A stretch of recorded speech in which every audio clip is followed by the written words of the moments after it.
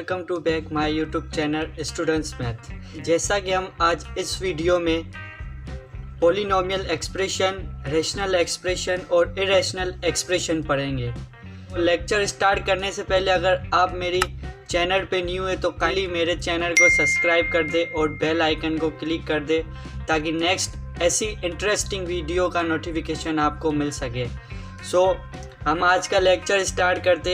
इस लेक्चर में आप पॉलिनोमियल के बारे में 0 to एडवांस तक पढ़ेंगे, जो अक्सर अगर एंट्री टेस्ट या इंटरव्यू में भी पूछा जाता है। तो हम अपनी वीडियो का पहला टॉपिक स्टार्ट करते हैं। हमारा जो पहला टॉपिक है वो है पॉलिनोमियल एक्सप्रेशन। इसको आप पॉलिनोमियल एक्सप्रेशन बोलो या पॉलिनोमियल बोलो, बात एक है।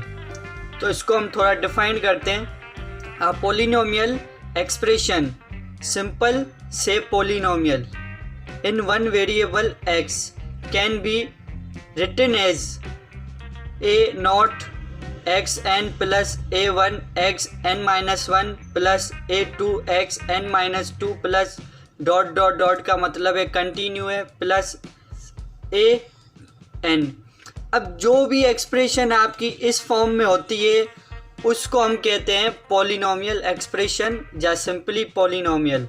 अब यहाँ पर a क्या है, n क्या है, ये भी हम डिस्कस करते हैं। Where a is a non negative integer, मतलब ये चीज़ याद रखना, पॉलिनोमियल के ऊपर कभी भी नेगेटिव पावर नहीं होगा।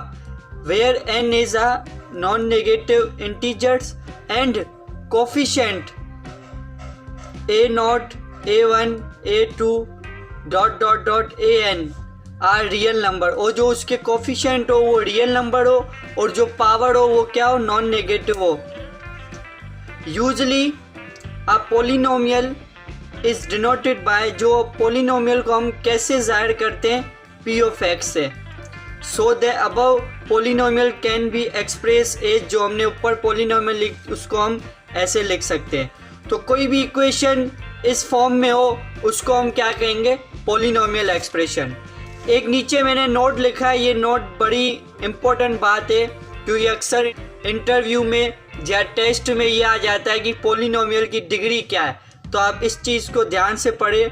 हाईएस्ट पावर ऑफ एक्स, किसी भी एक्स के ऊपर, पॉलिनोमियल के अंदर एक्स के ऊपर अगर सबसे बड़ा जो पावर है ना, इस कॉल्ड डिग्री ऑफ पॉलिनोमियल, वही उस पॉलिनोमियल की डिग्री होगी। अब इसको हम कुछ एग्जाम्पल से भी समझते हैं। जैसे एग्जाम्पल नंबर 1 है x की power 4 minus 2x cube plus 5x square plus 1। अब देखो ये तो एक पॉलिनोमियल है। क्यों पॉलिनोमियल है, आपका पावर देख लो, नॉन नेगेटिव है, नॉन नेगेटिव है और नॉन नेगेटिव है पावर। तो हम क्या करेंगे, अब हमें इसकी डिग्री निकालनी है। तो इसकी डिग्री क्या बताई थी मैंने, highest power of the x के ऊपर सब हाईएस्ट पावर कौन सा, यहाँ 3 है, यहाँ 2 है, यहाँ 4 है। तो इसकी डिग्री क्या हो गई, डिग्री इसकी 4 हो गई। तो इस पॉलिनोमियल 1 की डिग्री क्या हो गई, 4 हो गई। ऐसे ही ये भी पॉलिनोमियल है क्योंकि यहाँ पर पावर पॉजिटिव है, यहाँ भी नॉन नेगेटिव है, यहाँ भी नॉन नेगेटिव है। पॉजिटिव नॉन नेगेटिव बात है कि, तो यहाँ पर देखो हाईएस्ट पावर क्या है, यहाँ भी 4 है, तो इसकी भी डिग्री क्या होगी, 4 होगी। अब यहाँ देखिए 3 में, ये तो कांस्टेंट है, कांस्टेंट रेडिकल में आ सकता है, उसकी टेंशन नहीं है। लेकिन जो हमारा वेरिएबल है x power 12 minus x power cube plus 2/3 x square minus 18x plus 1। अब हम ये भी हमारी एक पॉलिनोमियल एक्सप्रेशन है और इसमें देखो हाईएस्ट पावर क्या है, 12। तो इसकी डिग्री क्या हो गई, पॉलिनोमियल की 12 हो गई।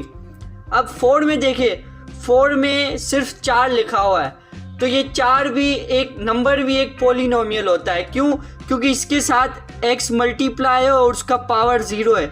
और हमें ये भी पता है कि किसी भी नंबर के ऊपर पावर 0 होता है तो वो 1 के बराबर होता है। अगर मैं 4 को 1 से मल्टीप्लाई कर दूं तो ये 4 ही आएगा ना, तो ये भी एक एक्सप्रेशन हो गई ना। तो इसकी डिग्री क्या होगी, तो इसकी जो डिग्री होगी वो होगी 0। यहाँ तक हमारा पॉलिनोमियल एक्सप्रेशन क्लियर होता है। हमारा सेकंड टॉपिक है रेशनल एक्सप्रेशन।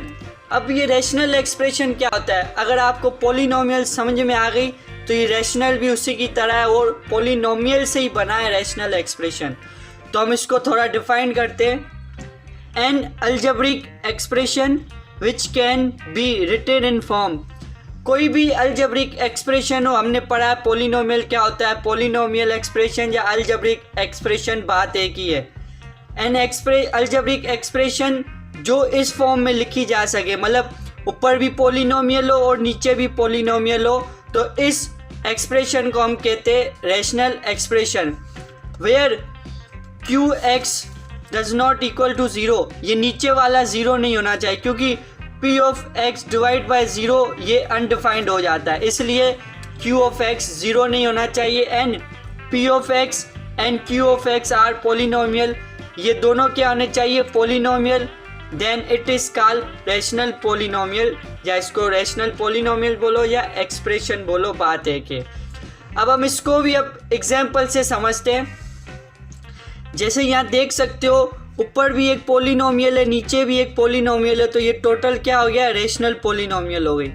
यहाँ भी एक पॉलिनोमियल है ऊपर भी, क्योंकि इसका पावर नॉन नेगेटिव है, इसका भी पावर नॉन नेगेटिव है 1, तो ये भी क्या एक रैशनल एक्सप्रेशन हो गई।